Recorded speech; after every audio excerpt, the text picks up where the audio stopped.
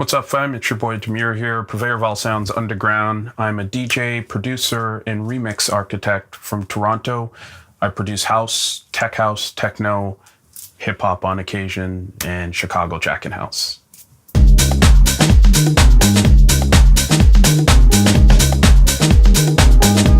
Hey, yo. I grew up in a town called Brampton, just outside of Toronto. Brampton, similar to Toronto, is very diverse. And that's where I would say I got my first exposure to hip hop, really grassroots sort of stuff. So my dad is a classically trained musician. He's classically trained in guitar, but also happened to play keyboards. And he had a massive Hammond B3 organ there with the rotating speaker in the home. So I remember being as young as 3, messing around on that and getting a fix of the sounds. I was lucky that my dad taught me a few things, but it was pretty much me figuring things out. I mean, he sent me to music school to learn theory, which didn't necessarily work out because I like to explore and get outside of the creative box. So I pretty much figured it out, and he was great with facilitating that. He'd always have new gear coming into the house and stuff. I first heard Strings of Life, Derek May, and Rhythm is Rhythm, that whole Detroit techno thing, when I was about 16 years old.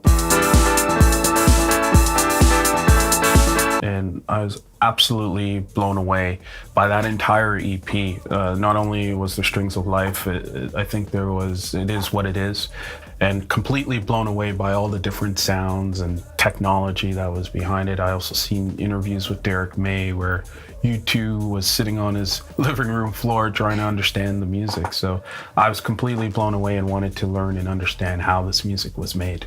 Technically, I first got into making electronic music when I first heard hip hop. You know, some of the new stuff in the 90s, Tribe Called Quest, De La Soul.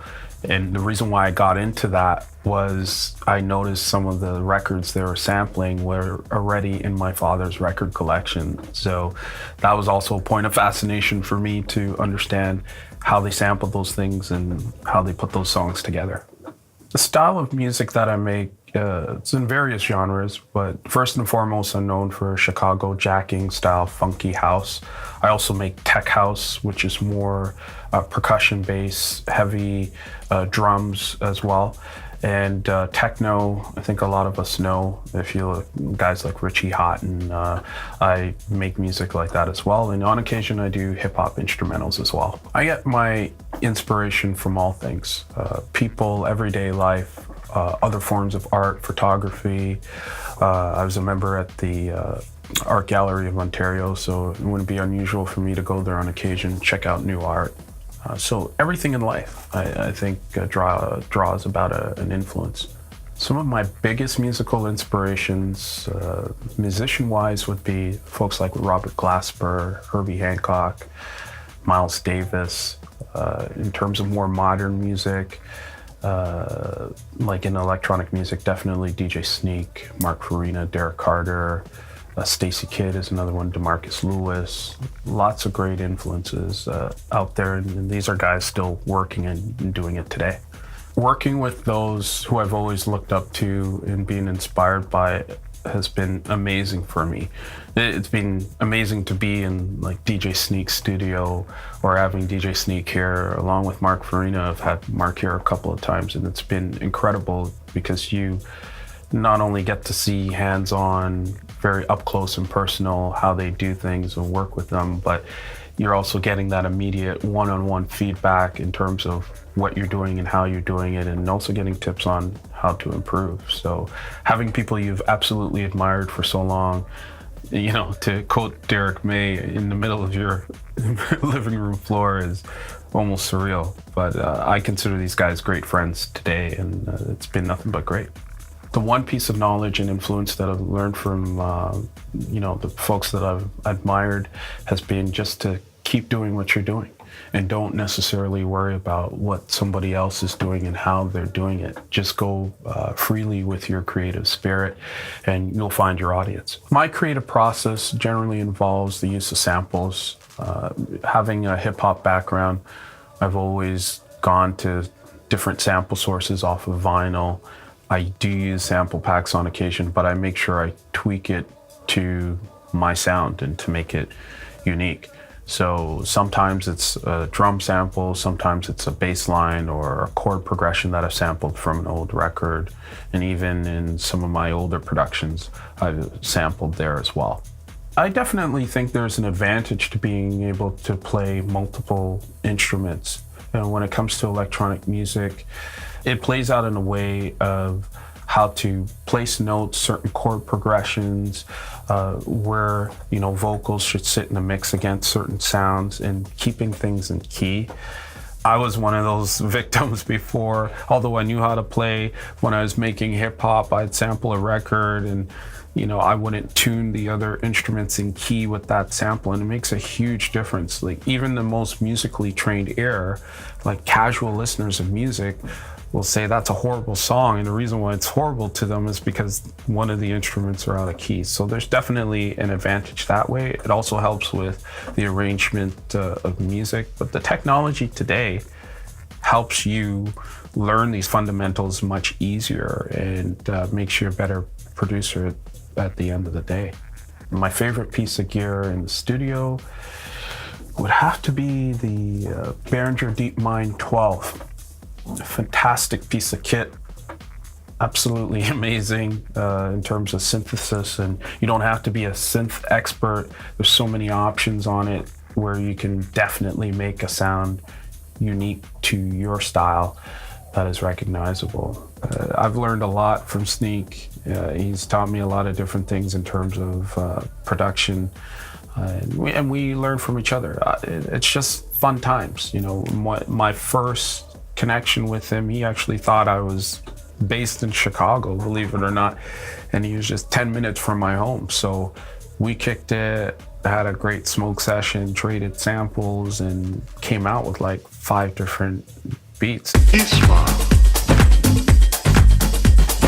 I've found that we actually work very similar, so that was somewhat of a compliment and a relief in a lot of ways. So to characterize it in summary, it was exciting, fun, and if you can keep up with his herb tolerance, you're good. The song of most significance for me, or the song that I'm most proud of making, has to be Ode to Chicago, and I did that back in 2014.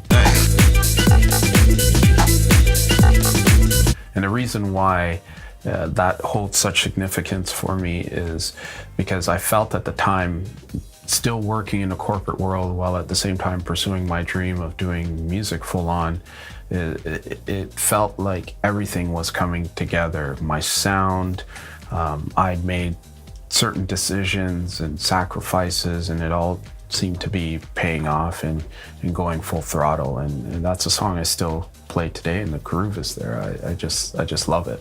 Purveyor Underground is my new label that I launched officially back in November of last year.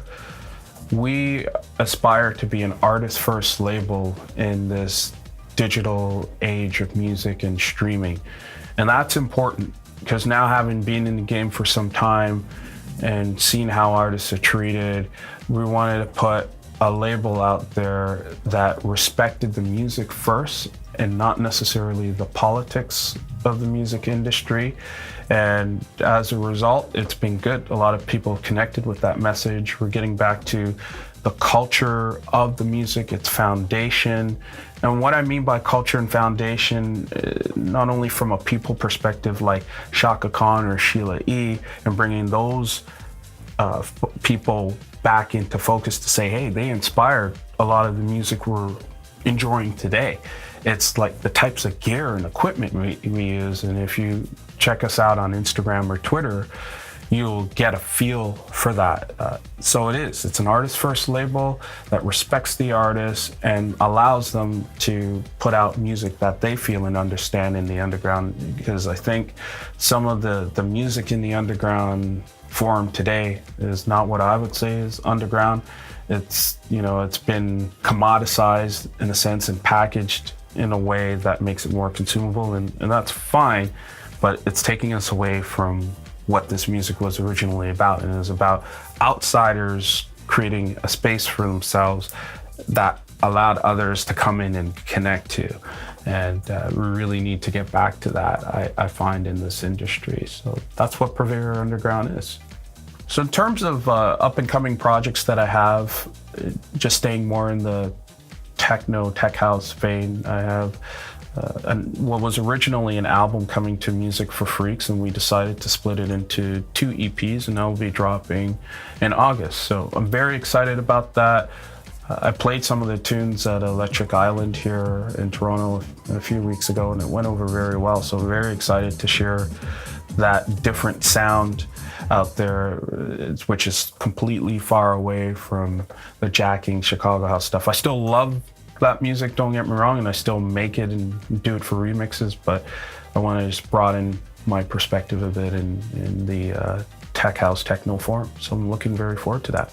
My message for aspiring producers and or DJs, anyone involved in electronic music or wanting to understand how they can build upon their careers, is to make sure you're bringing something unique to the game, and just be passionate about what you're doing, and don't necessarily worry about what other people are doing or get wrapped up in the politics of the industry. I found that every industry has its share of politics, and the moment you decide to engage in it, whether it's with people, you know, who are trying to put forward their own specific agenda, and you find that it clashes with your own, you know you're doing something completely wrong. It's good to be aware, but be focused and original with your own stuff. You know, to quote Kenny Dope, he told me to just stay in my own lane, musically and creatively, and to do what it is that I need to do, and you'll find your audience as a result.